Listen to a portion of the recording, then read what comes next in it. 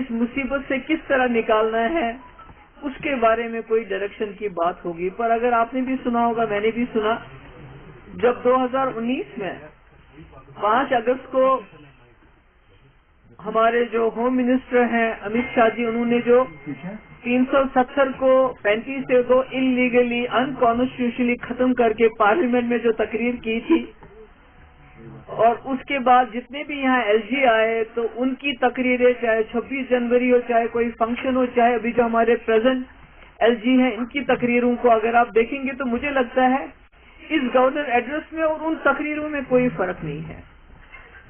पहले डे 1 जिस दिन ये जम्मू कश्मीर के साथ ये मामला किया गया, उसको मैं कांड कहती हूँ, डाका डाला गया, उसी दिन से होम मिनिस्टर साहब ने उस वक्त floor of the house statehood की बात की, और उसके बाद जितने भी एलजी आए, जितने भी बाहर से जो भी हमारे मिनिस्टर्स आते हैं, कोई आते हैं, तो वो उसी बात को दोहराते हैं कि भाई स्टेटहुड मिलेगा। और मेरा ये मानना है जम्मू कश्मीर के लोगों के जो मामलात हैं, जो मुश्किलात हैं, वो स्टेटहुड तक महदूद नहीं है। और अनफॉर्चुनेटली ऐसा लगता है कि जो बीजेपी का जो एजेंडा है, जो उनकी पॉलिसी है जम्मू कश्मीर को लेके, कहीं ना कहीं ये जो अभी इतनी भारी अक्सरियत से लोगों ने जिस सरकार को चुना है उसका एक्सटेंशन बन गई है। जो अभी तक हम कहते थे, चिल्लाते थे, ये इलीगल है, अनकॉन्स्टिट्यूशनल है, कहीं ना कहीं नेशनल कॉन्फ्रेंस के लोग उन हरकत को जो बीजेपी ने इन सालों की, उनको जायज करार देने की उसमें दौड़ में लगे हुए हैं। और जितना भी हमारा डिसएम्पावरमेंट हो गया 2019 के बाद, डिसपोजिशन हो गया है, उसको एड्रेस करने की कोई बात नहीं है कहीं पर भी। और अनफॉर्चुनेटली हमारे चीफ मिनिस्टर साहब कहते हैं कि मैं जी केजरीवाल नहीं बनना चाहता हूँ। आपको कोई केजरीवाल बनने के लिए नहीं कह रहे हैं, मगर खुदारा अपने लोगों की इज्जत नफ्स, उनकी हुकूक के लिए तो खड़े हो जाइए। ये मतलब चीफ मिनिस्टर बनना तो ठीक है, मिनिस्टर बनाना तो ठीक है, मगर इसका मकसद क्या है? आपको लोगों ने वोट किस लिए दिए हैं?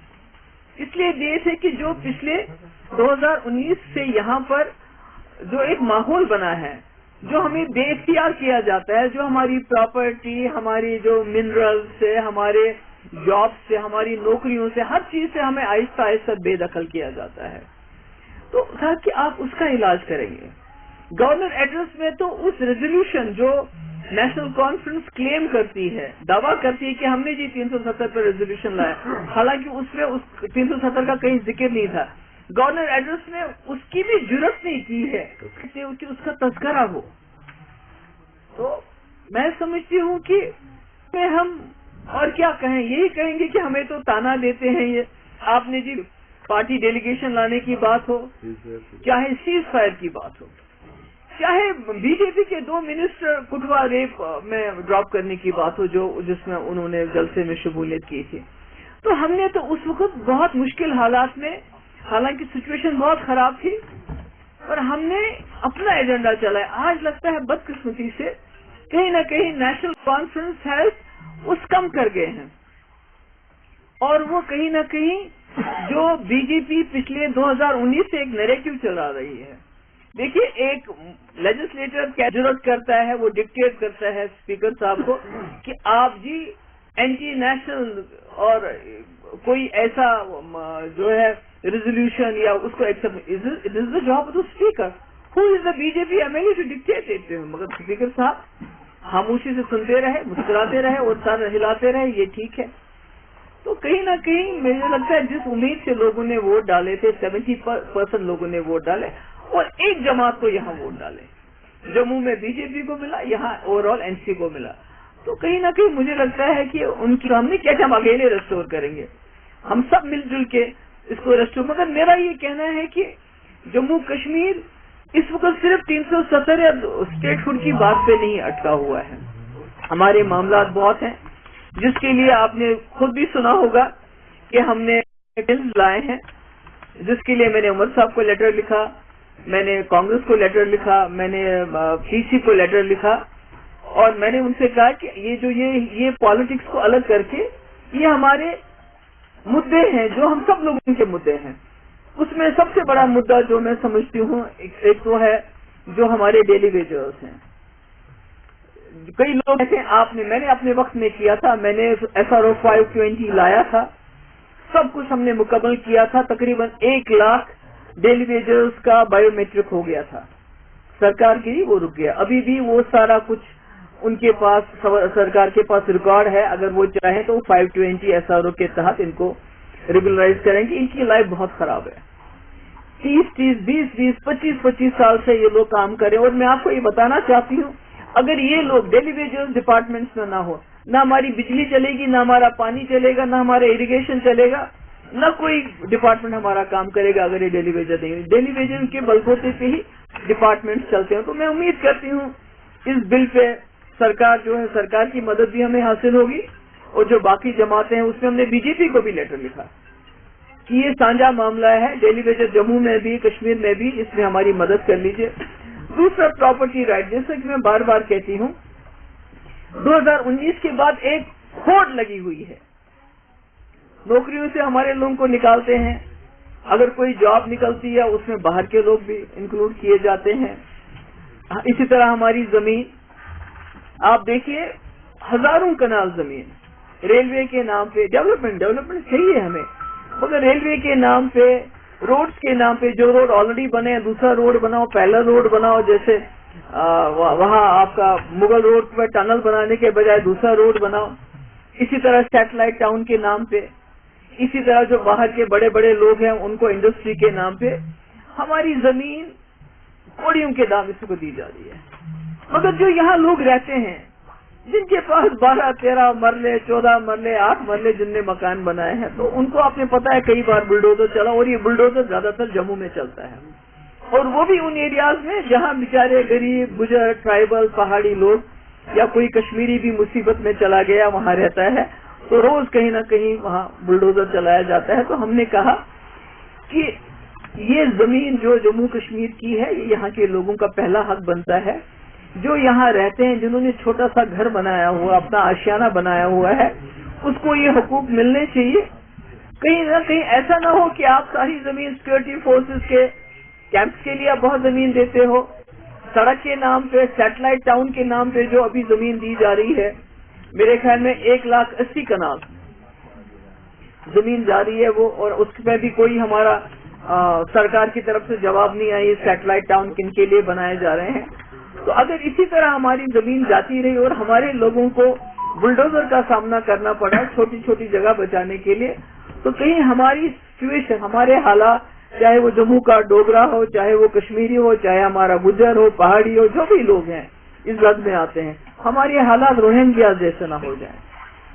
تو اس لیے میری پھر سے گزارش ہے سرکار سے اور ان کی جو اکائی ہیں ان کے ساتھ جو ان کے الائنس پارٹنر ہے, اور PC سے اور BJP سے, اس میں ہماری مدد کر لیجئے کہ یہ پراپرٹی رائٹس ان کو دیے جائیں جن کے پاس اس وقت چھوٹے چھوٹے گھر ہیں اس میں گورنمنٹ لینڈ.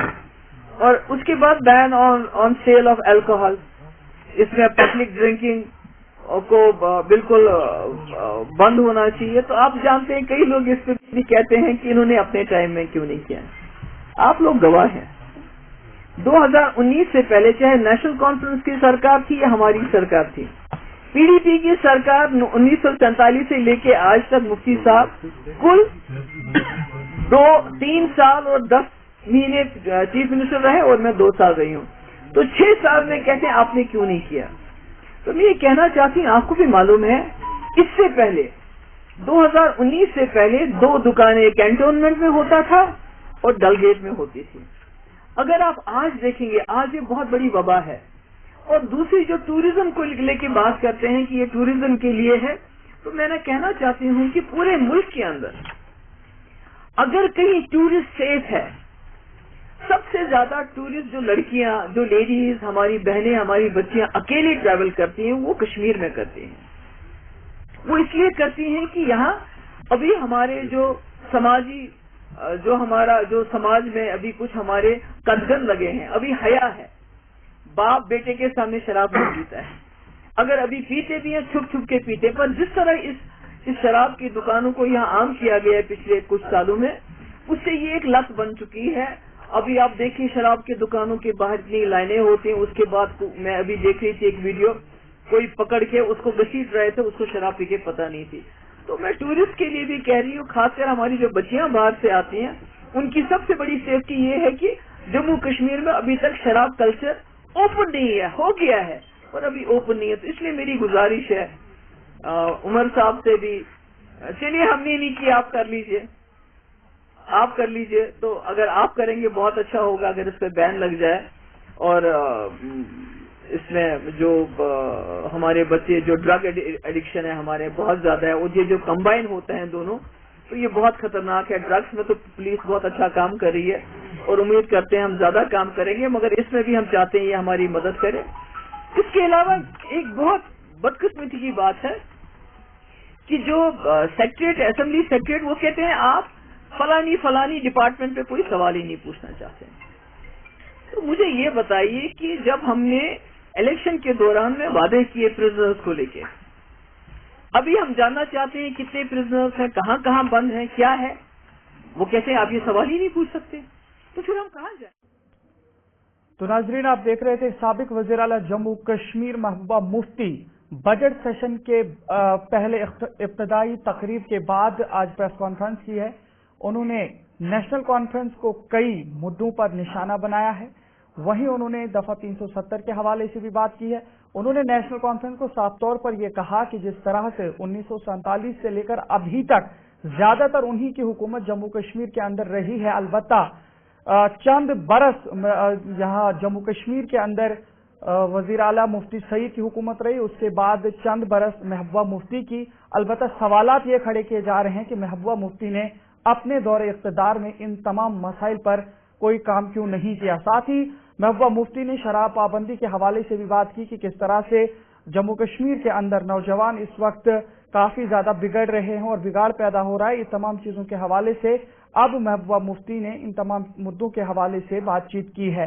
آپ کو یہ بھی بتانے کی کوشش کریں گے، آگے بڑھیں گے اور میں آپ کو سب سے پہلے جانکاری دینے کی کوشش کروں گا کہ ایل جی منوج سنہا کی جانب سے آج بجٹ سیشن کے افتتاحی تقریب میں شرکت کی گئی اور ایوان سے انہوں نے خطاب کیا اور اسی خطاب کے دوران انہوں نے کئی قسم کے باتیں رکھی ہیں. حکومت جموں کشمیر کو ریاست کا درجہ دینے کے لیے پرعزم ہے. انہوں نے یہ بھی کہا کہ حکومت کشمیری پنڈتوں کی گھر واپسی کے لیے سازگار ماحول بنا رہی ہے. جموں کشمیر قانون ساز اسمبلی کا بجٹ اجلاس آج صبح 10 بجے لیفٹیننٹ گورنر کے خطاب سے شروع ہوا تھا. خطاب کے دوران ایل جی منوج سنہا نے کہا کہ یہ سیشن محض ایک قانون سازی نہیں ہے بلکہ اچھی حکمرانی، شفافیت اور جامع ترقی کے تئیں آپ کے عزم کی علامت ہے. یہ بجٹ تاریخی اہمیت کا حامل ہے کیونکہ یہ جموں کشمیر میں ایک منتخب حکومت کی طرف سے پیش کردہ 7 سالوں میں پہلا بجٹ ہے. یہ عوام کی طاقت کی علامت ہے کیونکہ اسے عوام کے نمائندوں نے ڈیزائن کیا ہے جنہیں عوام خود منتخب کرتے ہیں. یہ بجٹ محض ایک مالیاتی دستاویز نہیں ہے بلکہ لوگوں کی امنگوں کا منہ بولتا ثبوت ہے جو ان کے روشن مستقبل کی امیدوں کی عکاسی کرتا ہے.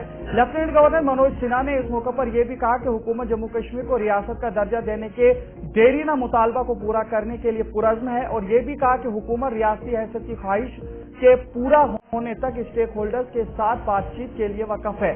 انہوں نے اس حوالے سے یہ بھی کہا کہ اس مقصد کو حاصل کرنے کے لیے تمام اسٹیک ہولڈرز کے ساتھ بات چیت جاری رہے گی اور انہوں نے اس کے علاوہ ایک سب سے بڑا جو بیان دیا ہے کہ کشمیری پنڈتوں کی واپسی میں سہولت فراہم کرنے اور اس کے لیے ایک محفوظ اور سازگار ماحول پیدا کرنے کے لیے پرعزم ہے.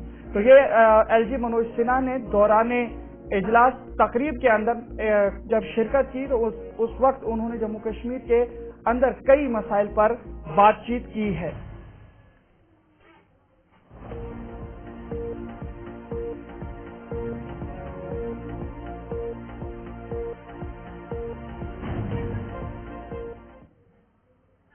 تو چلیے آگے بڑھتے ہیں، آپ کو بتائیں گے کہ اس کے بعد ہی تقریب کے بعد ہی وزیر اعلیٰ عمر عبداللہ نے بھی بیان جاری کیا ہے. انہوں نے بھی اس سلسلے میں کئی باتیں رکھی ہیں اور صاف طور پر وزیر اعلیٰ عمر عبداللہ نے کہا کہ ایل جی منوج سنہا کے بعد اسمبلی میں جو خطاب ہے اس کے لیے نیشنل کانفرنس نے بھی کافی زیادہ جدوجہد کی ہے. اس کے بعد ہی ایل جی منوج سنہا بھی وہاں پہ پہنچے اور انہوں نے کہا کہ جموں کشمیر کے مسائل اور ان کے ازالے کے حوالے سے بات ہوئی ہے. انہوں نے تاریخ کے ان اوراق کو بھی گردانا جن میں انہوں نے کشمیری پنڈتوں کی گھر واپسی کے حوالے سے اس وقت کے وزیر اعظم डॉक्टर मनमोहन सिंह के साथ काम किया था। वज़ीर आला उमर अब्दुल्ला ने कहा कि उसके बाद ये महज बातों और उम्मीदों पर ही कायम रहा, लेकिन अमली जामा किसी ने नहीं पहनाया। सेशन के इख्तिताम के बाद उन्होंने मीडिया से भी बात करते हुए ये कहा कि ऐवान में हर किस्म के मसाइल पर बात होगी, जम्मू कश्मीर में खुसूसी दर्जे की बहाली वाली करारदाद पर भी बात होगी और पीडीपी की हिमायत से ये करारदाद ऐवान में मंजूर हुई है। उन्होंने मजीद क्या कुछ कहा है आपको सुनाते हैं। देखिए, स्टेटहुड भारतीय जनता पार्टी देगी, ये मैं स्पष्ट करना चाहता हूं। आज जो जिस डॉक्यूमेंट में इन्होंने स्टेटहुड में कहा है कि हम सारे ऑल स्टेक होल्डर्स को इकट्ठा करेंगे और स्टेट मांगेंगे, मैं उमर अब्दुल्ला साहब को गुलिस्तान चैनल के माध्यम से एक राय देना चाहता हूं। आप अपने कमरे में बैठिए, चीफ मिनिस्टर ऑफिस में बैठिए, स्टेटहुड हम लाएंगे, स्टेटहुड आ जाएगा, प्रधानमंत्री ने कमिटमेंट की है। अब जिन इश्यूज पे, जिन क्वेश्चंस पे, जिन इनके वादों पे लोग इनसे सवाल पूछते, उनने इन सारे इश्यूज को, सारे सवालों को एक बक्स में बंद करके बाहर से स्टेटहुड का नाम रख दिया है। आपको बात करनी चाहिए थी इस वक्त कि आप बिजली कब बात होगी, हाउस के अंदर बात करेंगे। ये तरीका नहीं है ना, हम हाउस के बाहर बात नहीं करते। काम कल से शुरू हो जाएगा। आज तो सिर्फ एलजी साहब का खुतबा था और ओबिचुअरी रेफरेंसेस दोनों हो गए। कल से एलजी साहब के खुतबे पे बहस शुरू होगी। तमाम ये जो आप सवाल कर रहे हो, ये सारी बातें जो है, मुझे यकीन है कि ऑनरेबल मेंबर्स जो है वहाँ पे उठा लेंगे। हुकूमत को जो कहना होगा हम वहाँ डिबेट के दौरान कह देंगे। एलजी मनोज सिन्हा जी का जो आज का खुतबा था वो सरकार का खुतबा था, उसको किस तरह से आप देखें हैं? उस पर आप क्या कहेंगे कि आपकी जो प्रायोरिटीज हैं वो क्या क्या रहेंगी? आपको क्या लगता है ना आपके इस खुतबे में हमारा कोई रोल नहीं है? जब एलजी साहब खुतबा देते हैं तो हुकूमत की तरफ से देते हैं, तो ये तो गवर्नमेंट की प्रायोरिटीज है। ये हमारा काम है, मिलके करना है। सर, पीडीपी कह रही है कि धारा 370 पर कोई मेंशन नहीं हुआ है, आप लोगों ने उस पर भी बात की थी। अब हमने जितना उस पर करना था पहले सेशन में किया ना। हमारा रेजोल्यूशन आज भी कायम है, हाउस ने पास किया। यही लोग हैं पीडीपी और बाकी जिन्होंने उसको पास करने में मदद की। वो रेजोल्यूशन आज भी कायम है, बड़ी बात है। आप लोग तो शायद सोच रहे थे कि जो भी रेजोल्यूशन यहाँ जम्मू कश्मीर के स्पेशल स्टेटस को लेके होगा वो रिजेक्ट होगा, लेकिन वो रेजोल्यूशन रिजेक्ट हुआ नहीं, आज भी कायम। तो चलिए आगे बढ़ जाएंगे। आपको ये भी बताएंगे कि लीडर ऑफ अपोजिशन और बीजेपी सीनियर रहनुमा सुनील शर्मा ने बजट सेशन की इफ्तिताई तकरीब के इख्तिताम पर गुलिस्तान नुमाइंदा शिल्पा शर्मा से बात की।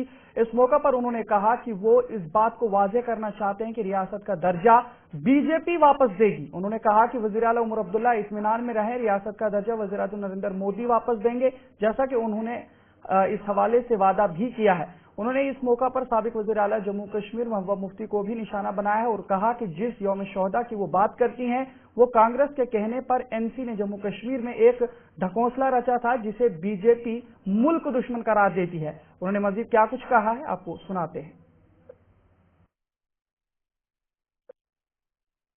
देखिए, स्टेटहुड भारतीय जनता पार्टी देगी, ये मैं स्पष्ट करना चाहता हूं। आज जो जिस डॉक्यूमेंट में इन्होंने स्टेटहुड में कहा है कि हम सारे ऑल स्टेक होल्डर्स को इकट्ठा करेंगे और स्टेट मांगेंगे, मैं उमर अब्दुल्ला साहब को गुलिस्तान चैनल के माध्यम से एक राय देना चाहता हूं। आप अपने कमरे में बैठिए, चीफ मिनिस्टर ऑफिस में बैठिए, स्टेटहुड हम लाएंगे, स्टेटहुड आ जाएगा, प्रधानमंत्री ने कमिटमेंट की है। अब जिन इश्यूज पे, जिन क्वेश्चंस पे, जिन इनके वादों पे लोग इनसे सवाल पूछते, उनने इन सारे इश्यूज को, सारे सवालों को एक बक्स में बंद करके बाहर से स्टेटहुड का नाम रख दिया है। आपको बात करनी चाहिए थी इस वक्त कि आप बिजली कब तक देंगे, आपको बात करनी चाहिए थी आप सिलेंडर कब तक देंगे, आपको बात करनी चाहिए थी आप राशन कब तक देंगे। वो तो इस पूरे डॉक्यूमेंट में एक शब्द भी कहीं नहीं है। ये कंप्लीट एंडोर्समेंट है Modi vision for Jammu and Kashmir. इस गवर्नमेंट ने एंडोर्स किया है मोदी के विजन को, अपना इन्होंने कुछ नहीं रखा है इसमें।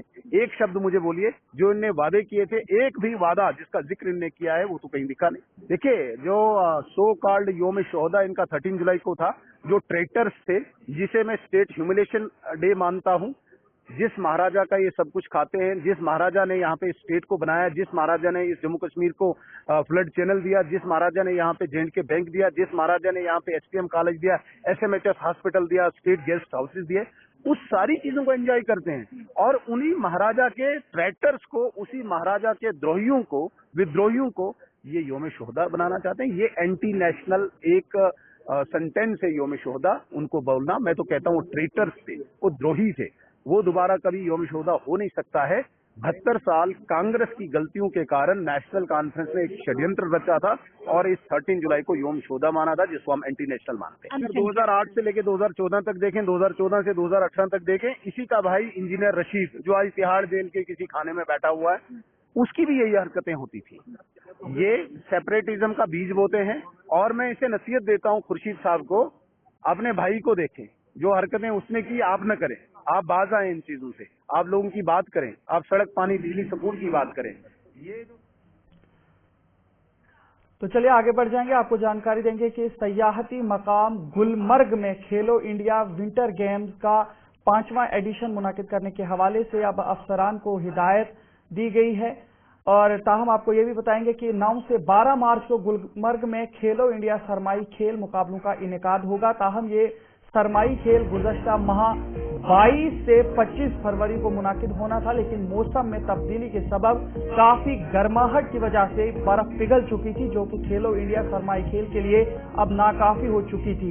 इसलिए J&K स्पोर्ट्स काउंसिल की जानिब से इसे मुलतवी करने का फैसला किया गया है। 25 फरवरी से मुसलसल बारिशों और बर्फबारी के सबब फिर से दोबारा अब इस मुकाबले के आसार बन गए हैं, जिसके बाद हुकाम ने इस खेल को दोबारा इनेकाद कराने का फैसला लिया है।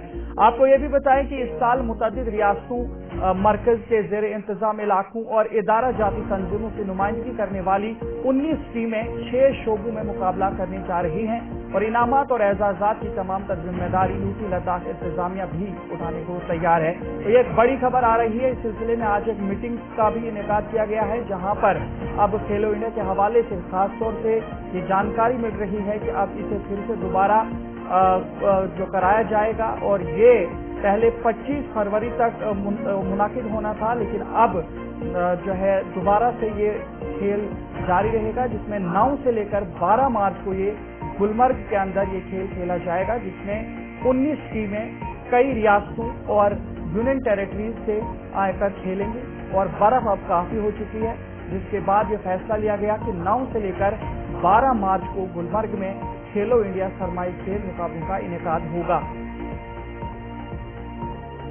जी बिल्कुल, आपको एक बड़ी खबर बता रहे हैं कि गुलमर्ग में खेलो इंडिया विंटर गेम्स 2025 का 9 से 12 मार्च मुकाबलों का आगाज हो रहा है और इस सिलसिले में आज एक मीटिंग भी की गई है और मीटिंग में साफ तौर पर यह हिदायत दी गई है कि इस खेल को 9 से लेकर 12 मार्च तक अब किया ही जाना चाहिए और अब काफी बर्फ भी देखने को मिली है, जिसके बाद अब मुतअद्दिद रियासतों से, यूनियन टेरिटरीज से कई टीमें वहां पर आकर खेलेंगी। तो ये साफ तौर पर ये जो लेटर आप देख रहे हैं, ये जो हुक्मनामा आप देख रहे हैं, नोटिफिकेशन देख रहे हैं, इसमें साफ तौर पर वजाहत की गई है कि अब खेलो इंडिया का बाकायदा तौर पर जम्मू कश्मीर के अंदर फिर से आगाज होगा।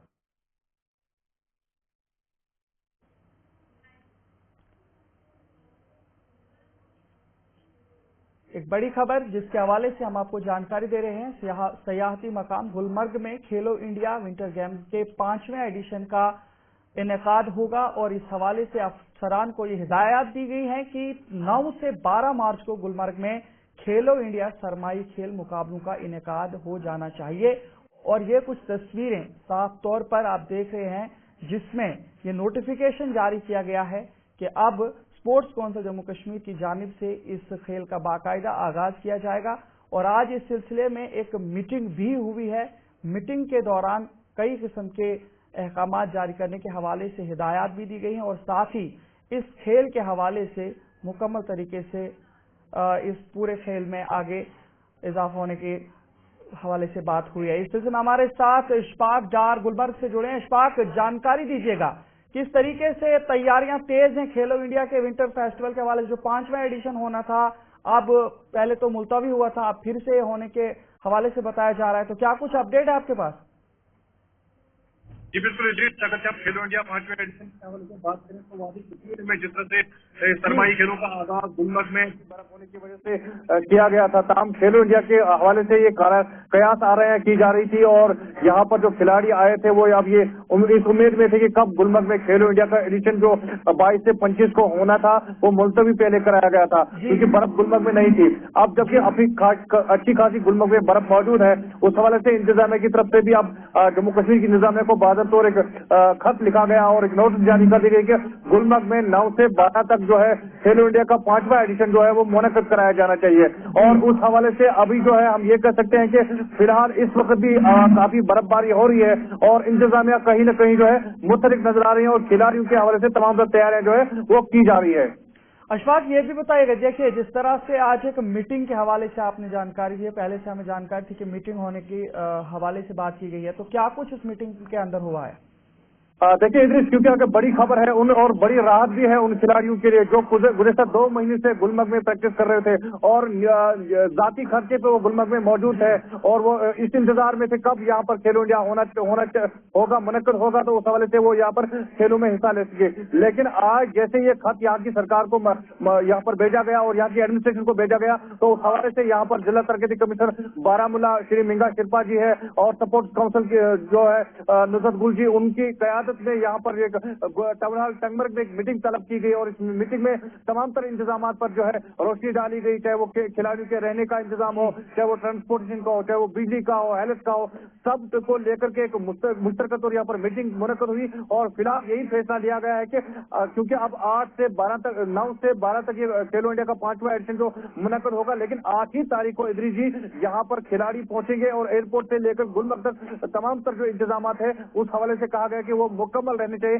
किसी भी किस्म की जो यहाँ पर खिलाड़ियों को मुश्किल दरपेश ना हो। और वही जिला तरक्की कमिश्नर ये भी कहा है कि जो यहाँ का निजी ट्रांसपोर्ट है, जो बड़ी गाड़ियां हैं, इसमें टेम्पो ट्रैवलर्स है या जो सर्विस बस है, उन्हें फिलहाल इन दिनों जो है कुंदर, क्योंकि टाउन से लगभग 12 किलोमीटर दूर ही रखा जाएगा और उस हवाले से भी ये कहा कि मकामी लोगों को कोई मुश्किलात न हो, उस हवाले से बड़ा ट्रांसपोर्ट जो है वो टाउन से बाहर रहेगा। अशफाक, जानकारी देने के लिए। तो नाज़रीन, आपने देखा कि किस तरीके से अशफाक हमें जानकारी पहुंचा रहे हैं और साफ तौर पर उन्होंने कहा कि ये विंटर फेस्टिवल जो होना था सरमाई जो खेलो इंडिया का, अब ये होकर रहेगा और इस सिलसिले में अब ये पूरी मुकम्मल जानकारी भी दी गई है। और इस सिलसिले में आपने देखा कि किस तरह से पूरी तरीके से तैयारियां भी अब मुकम्मल हो गई हैं। उर्दू खबरनामे में फिलहाल 2:30 बजे के बुलेटिन में इतना ही। अपने मेजबान इदरीस फलाई को इजाजत दीजिए। अल्लाह हाफिज।